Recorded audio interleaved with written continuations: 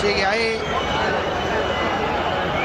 Raúl García, Eto'o pidiendo que alguien se desmarque, lo hace לא מדויקת של אתו, אבל ברסה משתלטת מהר מאוד על הכדור, אתלטיקו אפילו לא מצליחה לעבור את קו האמצע. Henry cambiando la orientación del juego ahí, el control de Xavi de primera para Eto'o, Eto'o para Xavi en el vértice, fuera de juego, posición nuevamente de Xavi, la tijera de Ronaldo. איזה גול! גולאסו של רונלדיניו! הרבה זמן חיכינו לראות אותו מבקיע שער כזה.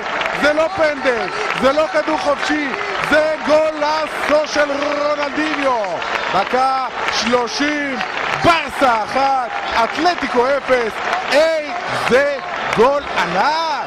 רונלדיניו, ברוך הבא.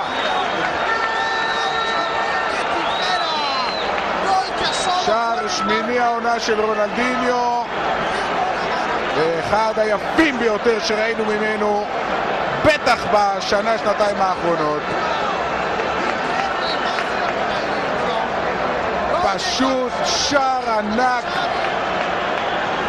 והשער הזה מחזיר את רונלדיניו, מוריד את כל סימני השאלה, ואולי גם משאיר אותו בברצלונה. הכדור מעל הראש של ולרה, הוא אפילו לא יודע מאיפה זה בא לו. 1-0 לברסה.